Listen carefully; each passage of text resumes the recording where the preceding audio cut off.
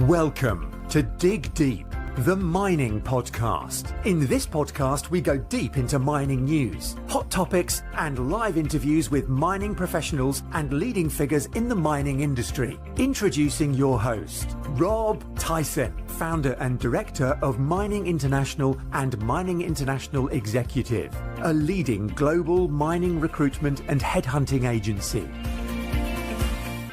Hi, mining community. Welcome back to another episode of the Dig Deep, the mining podcast. And today's guest is Fabian Baker, CEO of Kingsrose Mining, ASX-listed junior miner on a mission to unearth vital mineral deposits that will help drive the world's energy revolution and develop these resources as a force for good within local communities and the environment.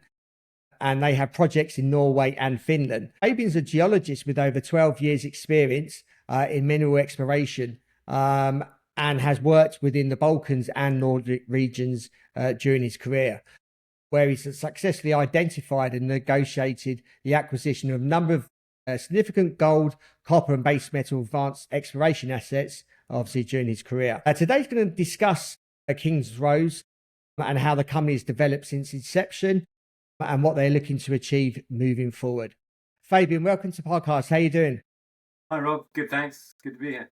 Yeah, and appreciate your time as well. As we always start these podcasts off, just wondering, just tell us a little bit about yourself, a little bit about your career, how you got into the mining industry and how it's developed up until sort of present day. Well, as you said, I'm the MD of Kingsrose now, but by background, I'm a geologist. How I got into geology, well, sort of fell into it. I grew up and live on a little island called Jersey in the Channel Islands between England and France, and there's not a lot of mining that happens here. But it just so happened that I sort of stumbled into a geology class one day and found it interesting.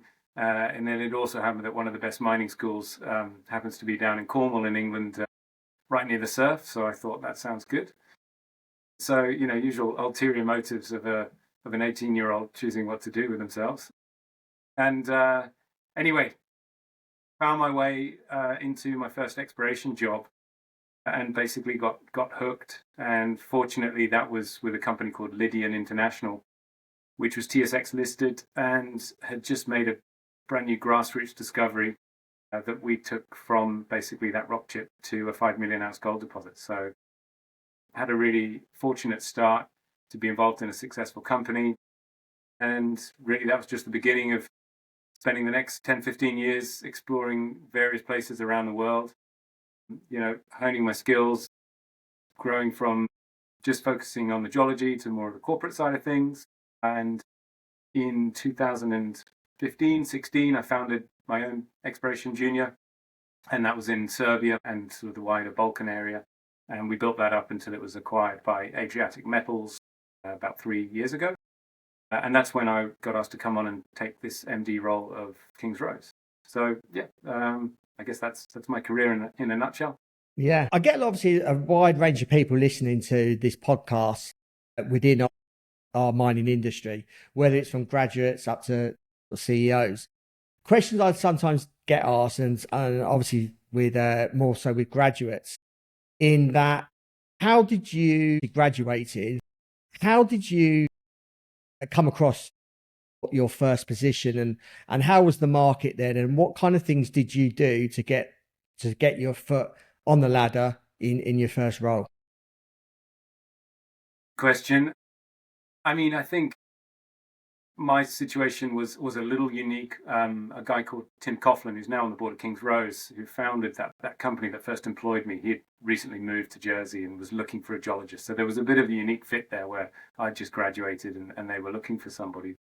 But I did, you know, get some work experience before that, which was hard to get. Lots of no's, and I think really what I now look for is that enthusiasm and willingness to get involved.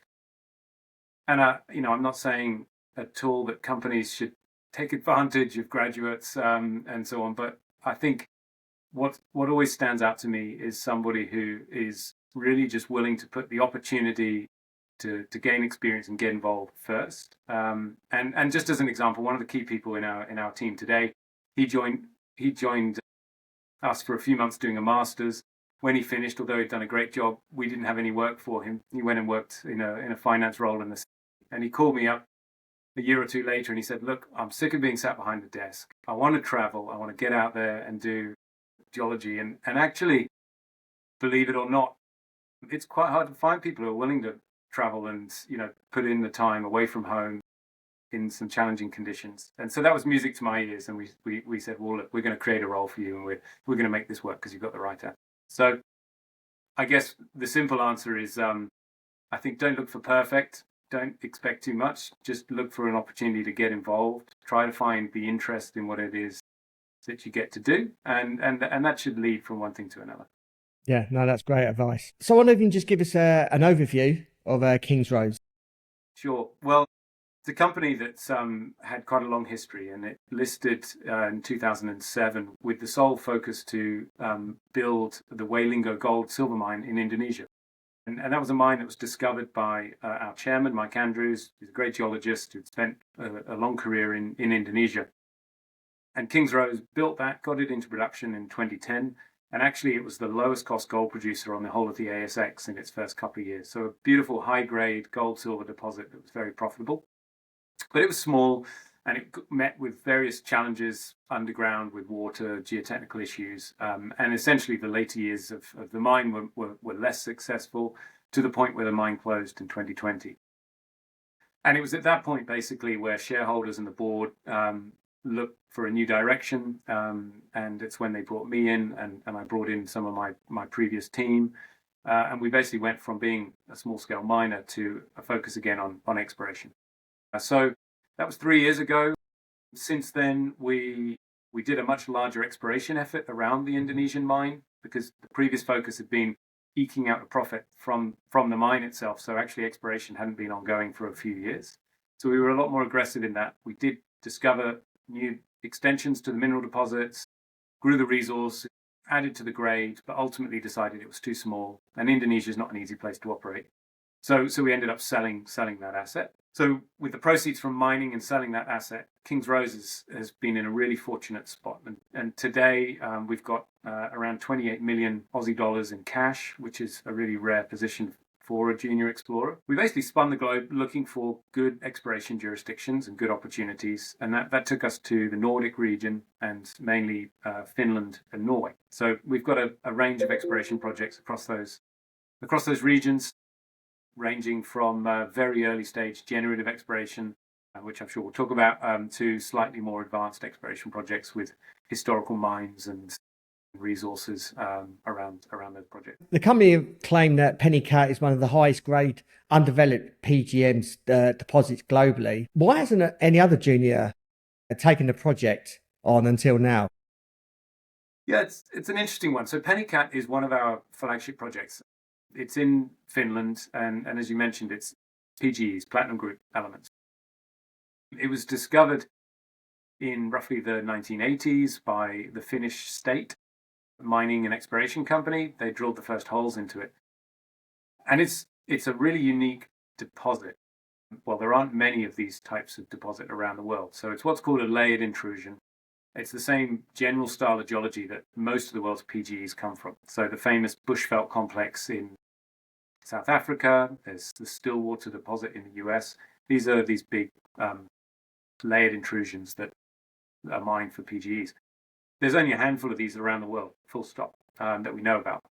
And Penny, one of them. It unusually perhaps is more palladium dominant than platinum.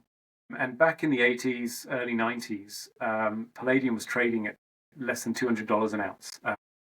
And most of the demand for PGEs was for platinum. It goes into catalytic converters. And down in South Africa, the Bushveld complex goes on and on forever and ever. All the infrastructure was down there. And essentially, it just wasn't attractive in that economic climate at the time.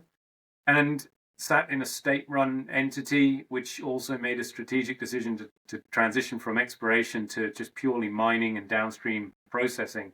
It basically just got forgotten and left behind. And then more recently, one of the things that we've been working through is that there has been a more recent environmental designation in the area called a Natura 2000 designation. It's an EU-wide concept. It covers more than a fifth of the whole of the EU. And it doesn't mean exploration, mining, or development's banned, it just sets a much higher bar for understanding your environmental impact and how you minimize it. And that basically requires time and money. So we've had to go through a process that's basically taken 2 years of studying the flora and fauna, the local habitats, to put together a drilling program that minimizes our impacts on that environment to be able to get a drilling permit. Now, that process has taken 2 years and cost quite a bit of money. So I think, one of the key reasons other juniors haven't got involved is just that sort of timeline isn't really feasible for a company that's not got sufficient funding and runway to do that. And that kind of feeds into where Kingsrose has a bit of a point of difference in the market. We have this significant cash position for an explorer. I think it'd be hard pushed to find any exploration company globally with a similar amount of money at the stage that we're at with early stage projects. And so that allows us to go into areas that might take a bit longer, that might have various other sort of, as we call it, above ground challenges, but gives us access to deposit opportunities that could be really, really exceptional. And that's the thing with Penikat. So we've got over 100 historical drill holes that we know about into the deposit. 99 of them hit mineralization. That's how consistent it is. There's 25 kilometers of mineralized strike length at surface of high grade, actually some of the highest grades in the world for PGEs. And yeah, we really see the opportunity to build a 5 to 10 million ounce plus resource there once we get drilling. And just finally on that point, once we get drilling, so after all of these surveys and so on, we submitted the documents, and actually we just got all the approvals we needed from the Environmental Ministry and the Mines Department. However, there is the ability in Finland for people to appeal a decision around an exploration license, and there are environmental groups that do this regularly, often with genuine concerns, but also to frustrate and slow down the process. And so that's what's happened to us. It wasn't unexpected. Unfortunately, there's not much more we can do than put together really quality documents. And so that's now in a process that will carry on over the next 10 to 12 months, but we're really confident that it'll end up ruled in our favor. Once it is, we've then got basically a clear route ahead to drill that project and work towards a resource. Why has Kingsrose chosen to build out a significant in-house geo and sustainability team? And I suppose, what would you say are the advantages compared to most other junior miners, mainly outsourcing a lot of these types of roles and functions? Yeah. Well, it kind of goes back to what I was saying about building a junior explorer with a bit more capability and a bit more of a long-term view. Again, our cash position allows us to do that. And, we try to make sure we're not being flippant with the money. We're being very careful with what we spend and making sure it adds value. But for me, people are the best possible resource for a business. I'm a big believer in that. If you can build a team with great capabilities and experience and the right attitude, ultimately that's what will make a company successful. And I think that's really hard to do when you're outsourcing and there's a real stop-start kind of scenario with your team, where people don't feel security in their role, they can't grow in the role and in the business. I think you can lose a lot of value in how that business operates as a whole. So for us, again, it's about elevating our game, doing things as well as possible, and it gets us access to opportunities that maybe others wouldn't have. And an example of that is our sustainability team. Again, I think we've got one of the most substantial and experienced sustainability teams of any company of our sort of stage and size. And again, that's because we're trying to shift perceptions a little bit around exploration and mining. We're seeing around the world countless examples of projects getting held up and delayed for environmental or social issues. And quite frankly, things can be done better. If somebody was to turn up, in my backyard saying they're considering building a mine there, well, I want to know about it, understand what they're up to. And so engaging with communities properly, showing them that we're listening to what their concerns are and we're addressing them. Basic stuff, but to be honest, most companies don't do it. So again, it's how we can stand out from the crowd, and again, that gives us access to opportunities where others maybe wouldn't get it. And that might be access to land, like communities welcoming us in, but also to investors. And I think our partnership with BHP recently is kind of testament to that is another example where larger companies are looking to work with junior companies. Are those junior companies of the quality and working at the standard that they're happy to actually partner with and put their name alongside? Yeah. Obviously, you just mentioned your the partnership with BHP, and obviously you've been recently on their Xplor program. So I just wondering if you can just tell us about obviously the relationship with the BHP, and also obviously how the Xplor program, how that went, and how that's benefited yourself, not just I suppose from a cash perspective, but how that benefit Kingsrose as a company. We were really proud to get involved in that program. So it's a first of its kind, really.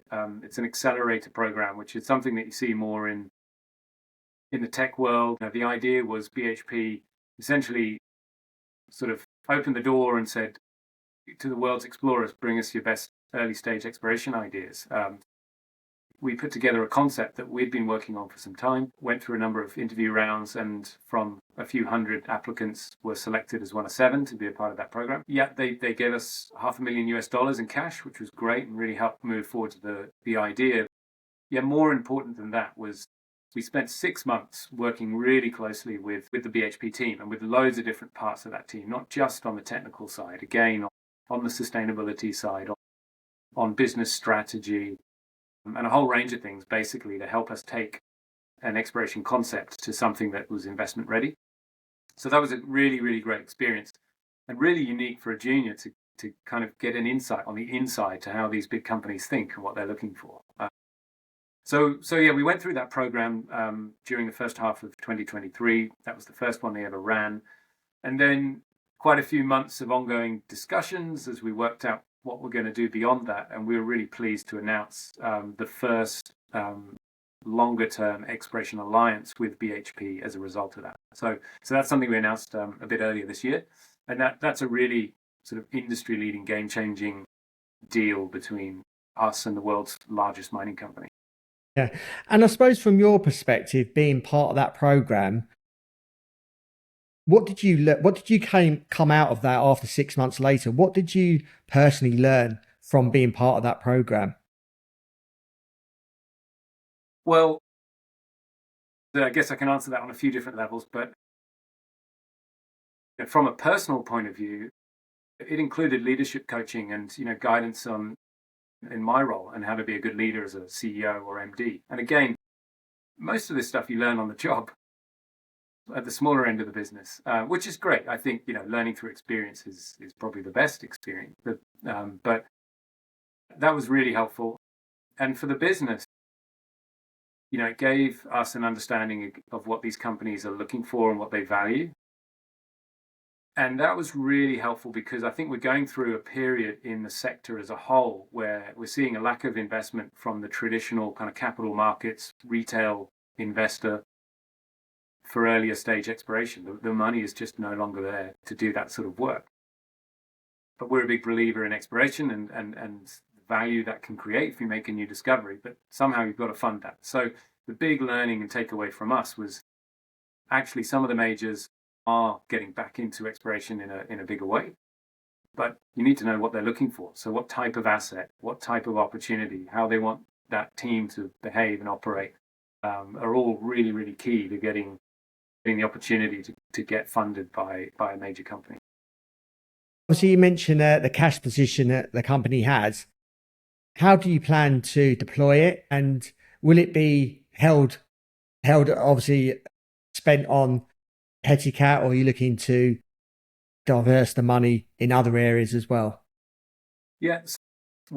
First of all, we have this cash position of about 28 million Aussie dollars. And along with the BHP deal that I've mentioned, so I didn't give any of those terms, but in short, they're providing us with $5 million or about 7.5 million Aussie dollars per year to spend on regional generative exploration in Finland and Norway. So that covers that program entirely, including a big portion of our team, and there's some administrative fees that help cover our costs just to operate the business to deliver that program. So that's a really nice way of us protecting our current cash balance, and using that partnership money to move forwards that out.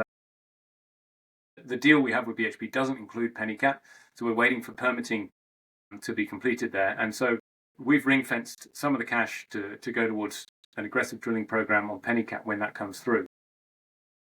We've also been drilling another project called Rana in Norway. We've just drilled a few more holes there, waiting on results. But I guess the main thing that we're doing is, while the market is essentially so weak and a lot of juniors' share prices and valuations are depressed, we're running a big business development effort at the moment, looking for new opportunities.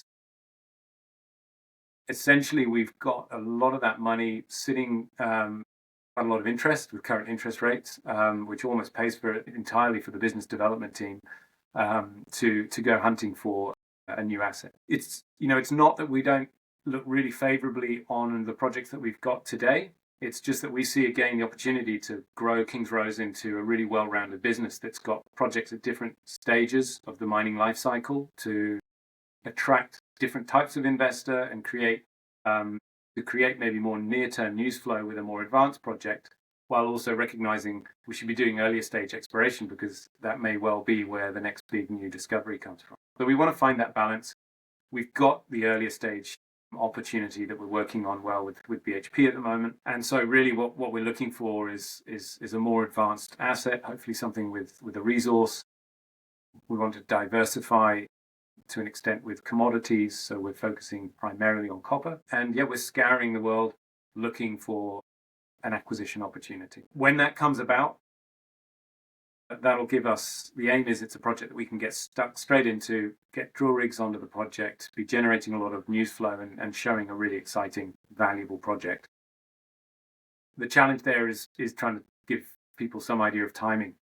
And the reality is we don't know when that great project is going to come along. We've reviewed literally hundreds of companies around the world in various different places. We've got a very strategic process looking at different parts of the world. Also, we've done things like we've taken every ASX drill release over the last 2 years and filtered them by grade and length to look for these outliers where there could be interesting projects. We've done all sorts of interesting things. We are homing in on some interesting projects. There's further due diligence going on. There's discussions as we look at those projects. But it remains still to be seen where we can find the right project and get the right deal. And I suppose moving on from that, there's an estimated 2,000 juniors, obviously globally, and a small fraction of those mines actually being put into production. How do you think the junior business model, or do you think the junior business model needs to change as the demand for critical metals and I suppose other commodities grows in the future? Yeah, well, that's, there's no one single quick fix, but I think what we're seeing really is the market almost bifurcating, splitting into kind of two camps where majors are starting to look at doing more exploration, but they're looking for new search spaces, new parts of the world to go and explore, but also where by investing in that area, if they find something, they can control that whole district. So that's majors are looking for. Now, that's not aligned with what most juniors do. Most juniors pick up a historical project, play a bit of neurology near some known mines and so on in areas that are maybe more competitive, historical mining camps. The reality is finding another world-class asset of that sort of scale in those camps is pretty slim. It's hard to hide a world-class asset in a camp that's had hundreds of years of exploration in it. So I think part of it is that there's an opportunity to go exploring for earlier stage opportunities, but again, you're not going to get funded by the typical capital markets for that. The other side of the coin is that the more sophisticated mining investment funds, they aren't interested in the earlier stage exploration. Generally, they're looking for more advanced projects. So that's where people would need to focus on sort of more resource and development stage opportunities. Where I see the business needs to go is to consolidate the juniors. There's too many of us. The chances that each junior with its one project that they're telling the world the next best world-class discovery. The chances of it actually being that, however good they are, and any good geo will agree to this, I don't think they'd be offended, the chances are slim that it really is the next world-class asset. And so there's kind of this, and I'm generalizing here, so I don't mean everybody thinks this way, but there's commonly an investor mindset where they want to see juniors with a single asset, and they can understand that company has that project and that's where it focuses, which sure makes the investment proposition simple. Chances are they won't find anything, and what it does is it breeds the wrong behaviors for that junior company, because it invests everything on that one project. As they get more information, well, first of all, they play it safe to make sure they get results that they can market on and raise money and continue to exist. So they're playing it safe. But then if they do eventually kill the project, technically or for some other reason, it's hard for them to really own up and say, look, I'm afraid this project's never going to make it, because they don't have an alternative. So, that's where I think business kind of needs to grow up a bit and go, look, the reality is that the odds are stacked against us. We need really high quality teams with multiple opportunities that we cycle through and test. And ultimately, by doing that, actually, we increase the odds of making a discovery and money for our investors. So I guess that's kind of the key. That's a key step that would be really nice to see encouraged more in the business. And I talked about this recently on a panel with BHP about trying to align investor expectations and what explorers do towards what will actually make discoveries. And unfortunately, a lot of the sort of behaviors that some juniors have, or some of the expectations that investors have, which is I'm going to put my money in and I want a great drill hole tomorrow, it's just not realistic, and it's not likely to make a world-class discovery. Yeah, I think there's lots of room for improvement there. That's the upside. So we're hoping to. Yeah. I noticed just recently the BHP Xplor Programme, they're advertising for applications for 2025. I just wonder if there's any advice that you could give, obviously being a successful company and going through that program. Just wonder if there's any advice that you can give anyone that may be looking to apply, and obviously, I suppose, giving themselves a better chance of being selected to be part of the program. Yeah, sure. First of all, I'd say go for it. I think quite a few people have been skeptical about the program, thinking, well, what's BHP, a major, gonna teach me about exploration? Most majors are terrible at exploration. Well, I think step one, first thing is BHP are recognizing that there's stuff they can learn as well from juniors and their ideas. So it's not a one-way street. It's a kind of meeting in the middle. So it's a great opportunity to go for. And if you're going to apply, first thing, think big in terms of your technical idea. Don't make the mistake of thinking, what would your more sort of typical retail investor want? BHP really don't mind if you don't have a drill hole to drill in the next 6 months. They want a big concept which has a real opportunity at making one or multiple world-class discoveries. So think big with a great technical idea. It needs to have good technical grounding. But that's almost a given. They expect that the explorers know what they're talking about from a technical point of view. So sure, get that right, but then think bigger picture as well. How can you show awareness of the country you're in, the communities you're around, the natural environment that's around that project, just to show that you're aware of that too, and you understand what needs to be done to operate there well. So that combination of a great technical idea, that's a big one, wrapped in a better understanding of how you're going to move it forwards, should put you in good stead with the team at BHP. Got a couple more questions. Just wondering if you can just tell us a little bit more about the management and the executive team at Kingsrose, and I suppose what value they add to the business. Sure, yeah. We're really proud of our team. I guess starting at the top, our board are really incredibly experienced and have got multiple discoveries under their belt globally, as well as serious sort of mine development. So Mike, our chairman, has discovered a couple of gold mines that have gone into production. John Carlisle headed up one of the world's majors, Newcrest. He headed up their exploration presence in Indonesia and discovered one of the world's highest grade gold deposits there called Gosowong. wider team on the board. We've got Daryl Corp, who comes from Newcrest as well, but in a business development and mining engineering role where he led major feasibility studies. And then we've got Andrew Cook, who looks after our sort of legal and compliance aspects. And then finally, Tim Coughlin, he's the guy who gave me my first job, who's a really first-class explorer. So a lot of experience there on the board. And then alongside me in management, we've got Andrew Tunningley, our head of exploration. He and I have worked together now for 5 or 6 years. He was with me at Tethyan, which we successfully made some discoveries and sold to Adriatic Metals. And then alongside him, we have Graham, our head of sustainability, which again brings a whole nother dynamic to what we do. And that's just creating a huge amount of value. There's no point spending money exploring somewhere if you then can't get permitted or accepted by the local communities. So that's the side of things that he looks after. And then along with that, every one of our team, I think are absolutely first class.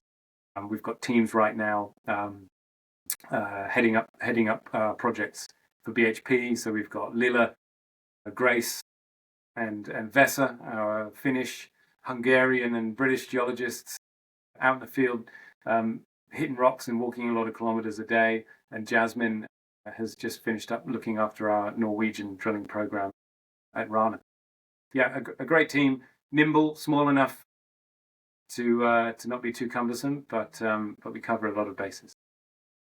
And lastly, what's the sort of outlook over the sort of short to medium, maybe over the next 12 months?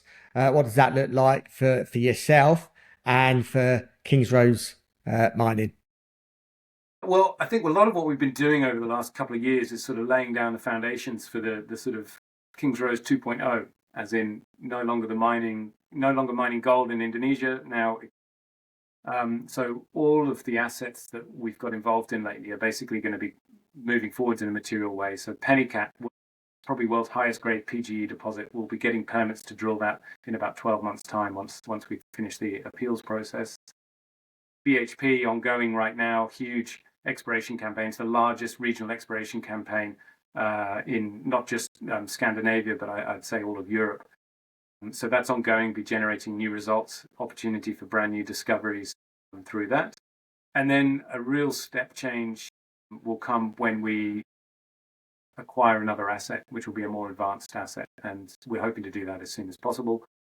So I would say the next 6 to 12 months are full of catalysts that will really see Kingsrose evolve and grow to the next level. Fabian, thank you very much for your time, telling us obviously about your career, about Kingsrose Mining, and obviously the success that you had, and obviously the outlook, what you're looking to achieve. So I really appreciate your time. If our audience wants to reach out to you and obviously continue following your story, what social media platform channels are you on? How can people get in contact with you if they've got any questions? Yeah, we'd welcome anyone reaching out. So website kingsrose.com is the first place to head to. You can contact us through that, and we really do respond to the info@kingsrose.com email address. And then we are on Twitter, LinkedIn, not Twitter, X, LinkedIn, Facebook, etc. So feel free to reach out on any of those social channels, and we'd be happy to talk. Yeah, certainly. And we'll include those all in the show notes accompanying this episode. So thank you for your time, and hopefully you can come on next year and give us an update on the success that you've had. It'd be great to hear and get an update from you, sort of maybe 9 or 12 months on. Great. Thank you for listening. Hope you enjoyed the episode. As always, appreciate your continued support. Please keep sharing these episodes far and wide. It's an episode where we can educate our industry, but also if we can share the episodes outside of our industry, because obviously we need to improve the image of branding, and we can only do that through education. So thank you again. Thank you for listening. And until next time, happy mining. Thank you for listening. Remember to reach out to Rob via the show notes, and be sure to subscribe and leave a review. Until next time, happy mining, helping each other to improve the mining industry.